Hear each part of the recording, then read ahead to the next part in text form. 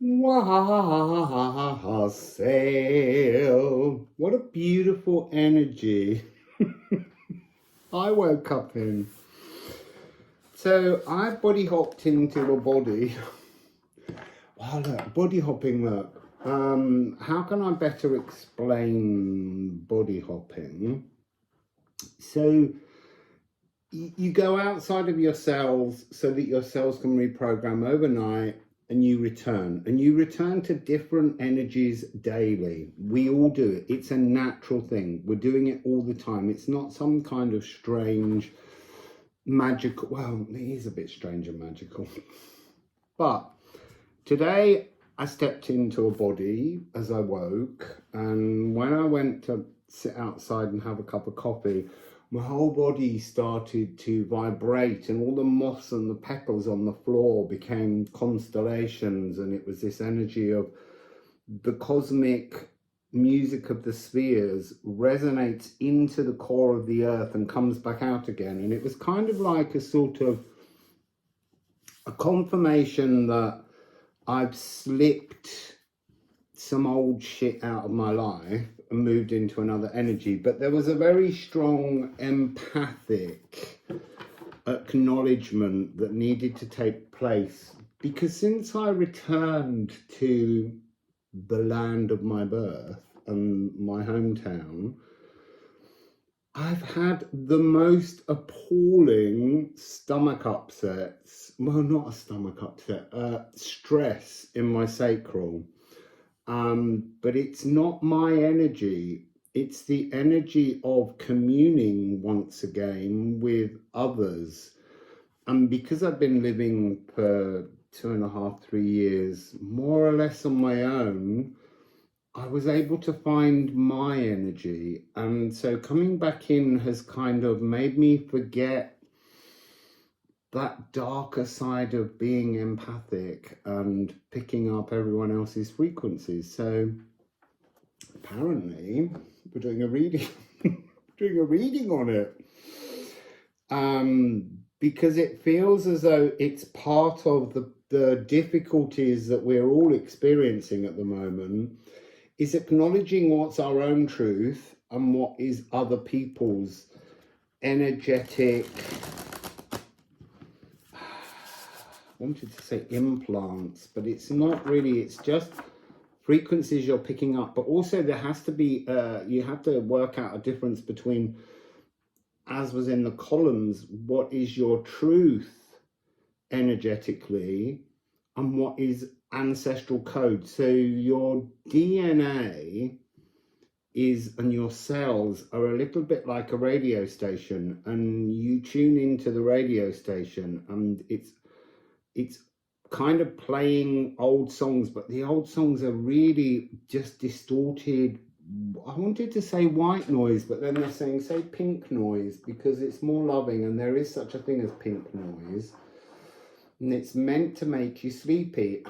So that's why we wake up. Not just waking up every day, but why we have spiritual awakenings is when we transform the energy somehow, or transform our awareness of ourselves and our consciousness within the cells. Talking too fast. So, spirit has been a very big energy, the spirit of place, genius loci, but also the spirit of everything. Everything has spirits. Even this table I'm sitting at was a tree, and attached to it is an echo of the spirit, just like we have echoes of ancestors attached to us. And it's like tuning in to a radio station that doesn't exist anymore. It's not got any song lists. Oh. Onwardness, the now moment, being in the now. I am in my now moment, and it's a beautiful place to be. What's the plan? The plan is there's no plan. That's how you stay in your onwardness. And so that goes back to when we went through all of the lockdowns and suddenly the diary was thrown away. There was no sense of time. You have to establish your relationship to time.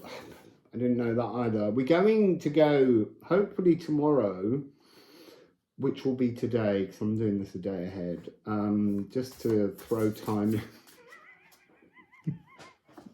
just to make time go somewhere else. We're going to go to the 0 degrees longitude that's along the coast at Peacehaven, with luck, but the plan is, there is no plan. I don't know why. I tell you these things when I don't know if they'll happen until I wait tomorrow and see if that's the energy the day wants to deliver. This is the trouble with our lives. There are so many things that we have to pinpoint in time. And somehow these pinpoints in time are causing flow issues. So, onwardness, this energy of being in your now.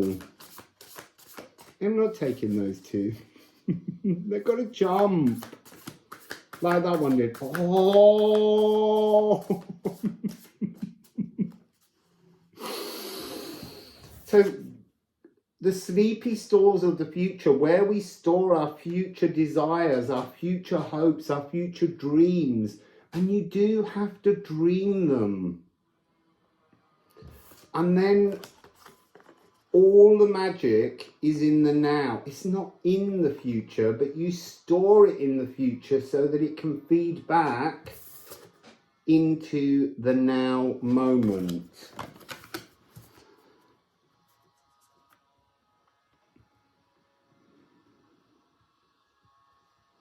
The astral rivers of the dream realms pour once more. So there's something here about how empathically you protect yourself in the now, the more you store future hopes and dreams in your sleepy storeroom. Heimdall sounds his cornucopia horn of plenty, as our just rewards are reaped for everything honestly sown. All harvests held safe inside winter's sleepy stores. I'm going to read Weirdhamir as well. Mystical all rune, binding all tunes, singing all songs, righting all wrongs. That's how we heal. But somehow it's, for an empath, it becomes harder or trickier because there's some kind of, it's sifting, filtering and distilling things down to your truth. So, Weirdhamir, the dark, deep-rooted realm of the norns, where they bind and weave all around us. This is Varvandi. This is the Norn of the now moment. So I'm being shown Varvandi stitching with you, but I'm then being shown everyone else's Varvandis stitching over your stitches when you can't see what they're doing to mask or to confuse and distort your emotions.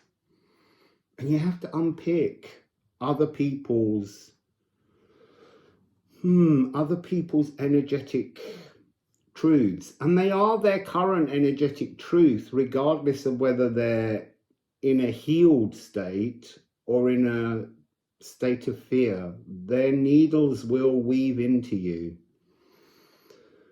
So the vibration underscoring everything. Weird is here. Weird is love. Endless, seamless, slow-flowing possibilities rooted in nutritious love, supporting all, both seen and unseen. Unpick the threads where you cannot sense the loving stitches. What weird magic will you weave now? Now, weird is a very Anglo-Saxon concept. Weird is everything just behind the veil, just shimmering on the other side of this door. It's almost like the fly curtain that you have in the summer that hangs down in strips, that allows breezes, the breeze, the cosmic breeze, the Lagu energy to flow through to you. So let's just go on with the lovely Liffruma. Oh, I nearly broke that card singing songs about it. So today this is coming across as the stitch of others. The stitches that we pick up that don't belong to us, that create a kind of chaos in our frequency. I usually see this as first consciousness, but it's not showing me that now. It's showing me kind of like orca stalking. Orca killer whales are dolphins. They're not whales. They're dolphins. Stalking you. And it's not the intention of others to harm. It's just their frequency distorts. And the more open, the more empathic that you are, the more you're, I wanted to say misguided by their energy and not your own. Misdirected. Misdirected.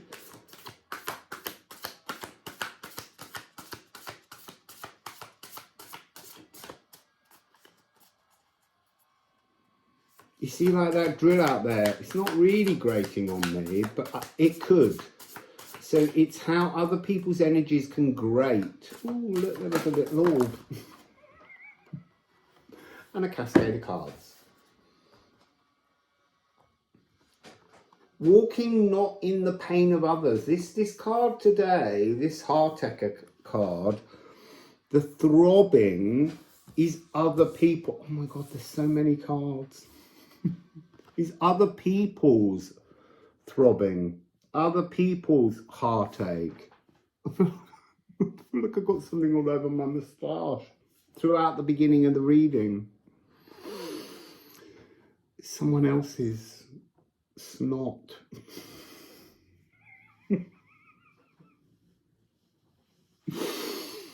So, sobbing, throbbing, dark sparks grab hold of the heart, crushing the soul's freedom. Dread threads reach out with serpentined hooked fangs that sink and pierce deep. Why? Cries the choking soul, but the deep, dark hole opens wider, and anger tangles itself around, cutting harsh lines into the flesh. Victimizing us. It clings and wrings out each drop of love from every thought. But it came with treadle. Walking in your well-intentioned loving steps helps to stop this Heartache energy of others, the energy of fear. And remember, we live in a world that loves more than anything to fill us with fear. It's a real problem. Finding your truth, finding love in everything. And again, I'm being told about the spirits inside everything. Magic is inside everything because weird is love, and weird is behind every cell.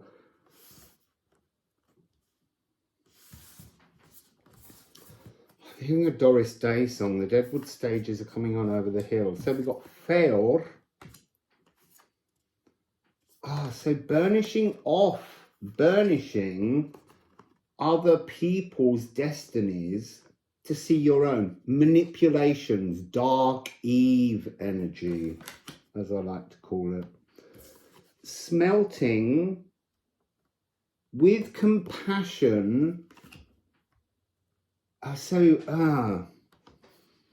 Understanding that no one means you in your everyday experience, even when people do things that trigger your empathic resistance and stops you from seeing that it's someone else's energy. You have to give them compassion. You have to find a way to understand why someone else brings to you that energy. And I would say part of it is an acknowledgement that we project energies out that we don't recognize in ourselves, partly because often they are other people's energies, but they've woven themselves into you, so they become part of a pattern that we need to remove. So we need to understand, see, feel, and experience those energies. And then as you work through them, you will come back to yourself, and you will transform not just you, but you're transforming humankind all around you, because you're now flowing with forgiveness and compassion. So this weird energy, this spirit behind everything, is pulling through. I feel like there's a secondary message that might have to be another reading, because I'm trying to keep these shortish. Let's go with some ceramics. Fail again. Burnishing away the truths of others. This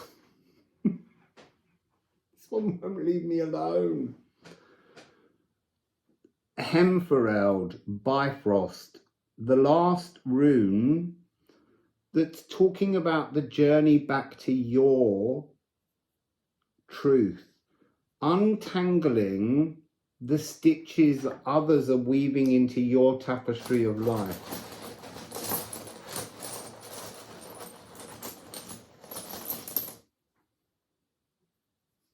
Now I have to look at the back of this to know whether it's candle or condle. This one is condle, and it's coming with tear. It's talking about the doubts we have about our cosmic truth. Those moments when we can't seem to trust our own spiritual journeys, because look, every spiritual journey has endless stankness testing. It just, every time you do something, there's another test. It's constantly trying to move you, to test you, and it will stop. Eventually the testing stops, but you have to go through a journey, because every piece that you're unpicking to remove somebody else's tapestry from being stitched to yours is part of the process, and they're a layer upon layer. And so you unpick one and then something else arises and you're like, oh, Spirit, why are you doing this to me? I had an epiphany.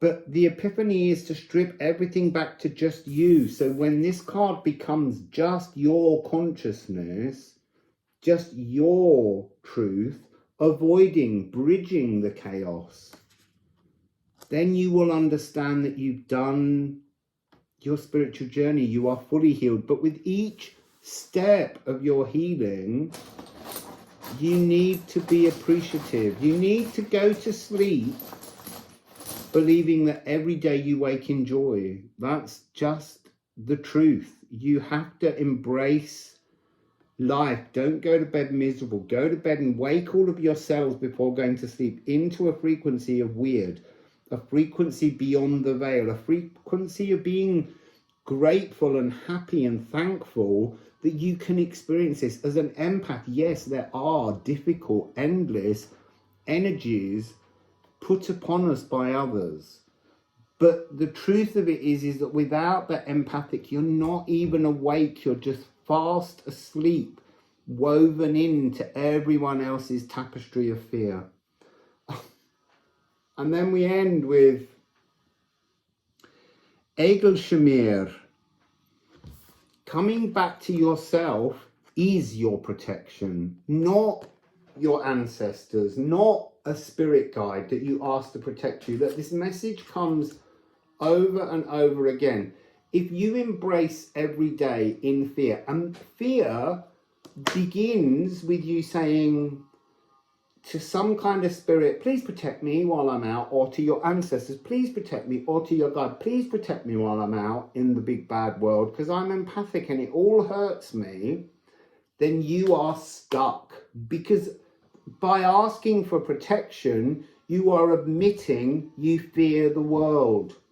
Waggy finger energy.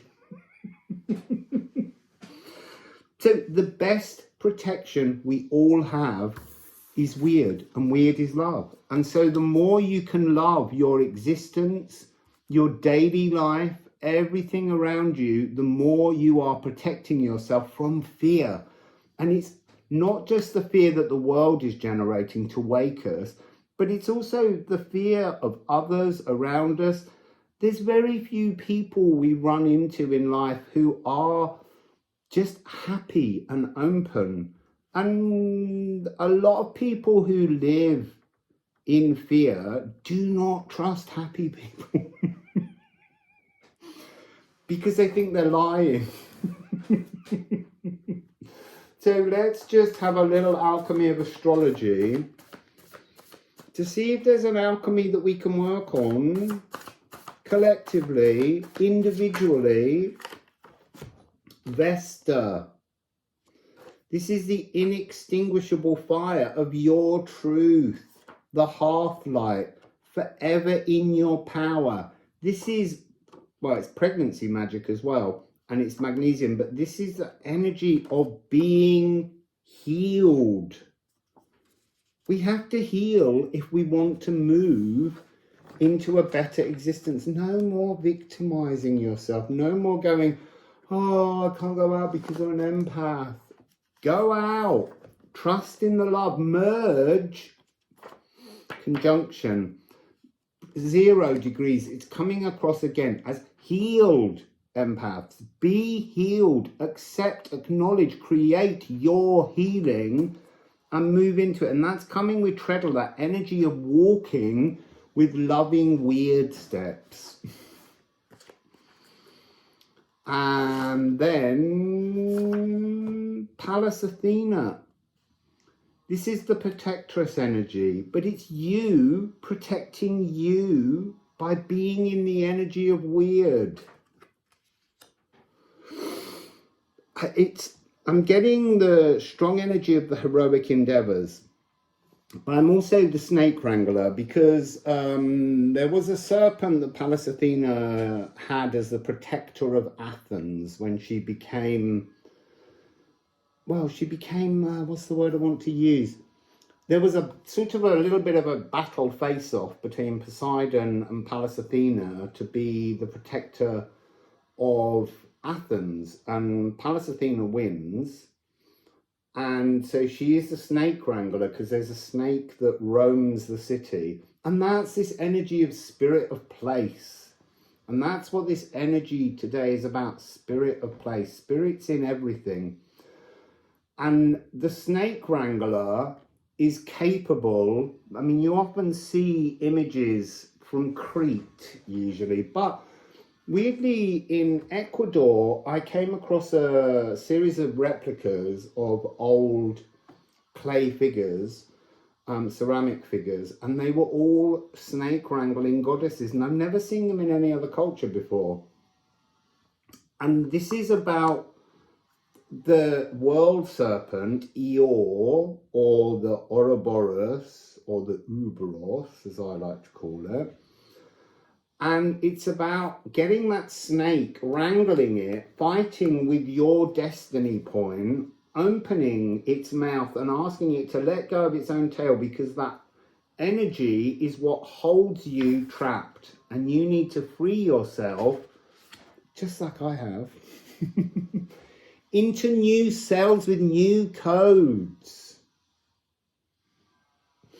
So, and then when you wake, you're waking a new body, and the new cellular codes that you're tuning into now will lock onto their tail until you're ready to wrangle that open and transform more of your codings. It's down to us to heal us. That's the energy, the truth of it. Filter out what doesn't belong to you. Sort the wheat from chaff. Banish the gritty bits in your coding. Worthy friendships.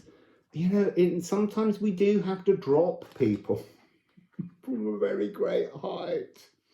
Don't do that. We need to separate to remove, and sometimes we need to restrict to renew. But if we can't accept healing, we won't heal. Rusted, house 2 possessions, a calcified coating, an aged tarnish patina. So it's almost like your cells will only vibrate at one kind of frequency that is just slowly dying because it's not got the energy of being alive, being joyful, being full of the desire to walk and experience your truth, your destiny, your spiritual path. I don't know where this energy is coming from. It's not been with me all day. As soon as I've sat down and done the reading, it's like, And then we're ending with fire. Big, passionate ideas. Excitable, impulsive, spontaneous. That's how we should live. The plan is there is no plan. And that gives you the chance to be spontaneous. I don't know how you work that into your own existence, but you can. You just imagine somehow that it isn't possible. In fact, it's almost, so one of the things that I keep picking up is the blockages we put in because of how we perceive our world create an impasse. You can't go through. So anything that you think of, I can't do this because of this, it doesn't matter how trivial it is. You have to find a way to transform that energy. I can do this because of this. That's the way we move forwards into a better frequency and a better world, a world of weird. And I think the world will become weird. I had a period in Ecuador where I was on the beach and we first sent out the 50 Liffruma decks, where there was so many synchronicities going on around me that I got frightened by them at that point. I was scared of the magic. The magic was so completely in my now that it seemed unreal. It seemed something that couldn't be accepted. And that's, I think, part of this energy is you have to throw away the box. So one more of these. Eris, moral compass challenges. That's the perfect energy for this moment. The agitator, the strife, you have to create your own apple of discourse. You have to create strife. You have to create chaos in your life to heal it. If you can't see the energy that you're projecting into others and looking at it as their responsibility, forgive them, show them compassion, and recognize their energy hidden deep within you so that you can transform that chaos into something much more worthy of your future, your truth, your birthright. Oi! And we're ending with Gununga Gap. Everything is yours to have. Everything is yours to bring into your world if you want to do it, if you want to go through the work. There are moments in life where the universe will give you wonderful, blissful, amazing gifts, but it's not every day. It gives you a gift and then you have to work at yourself, chip away at all of the layers. Don't allow the truth of others to define you. And every time you strip back tiny little pieces, then the universe is building up in the the sleepy stores, so that this sleepy stores can feed back into your now moment, your current energy that you are living, and make it weird. Make it full of weird, loving frequencies. So, empaths. Oh, go on then. One more ceramic. It's such a good mood today. Oh, see, that's why I needed to do it. Imagine yourself having a better future and know that you can have that better future. That's how you create your better now. That's how you empower yourself and how you don't let the energy of others, which you are secretly projecting onto them, to rule you. Okay? So, wassail, beautiful people.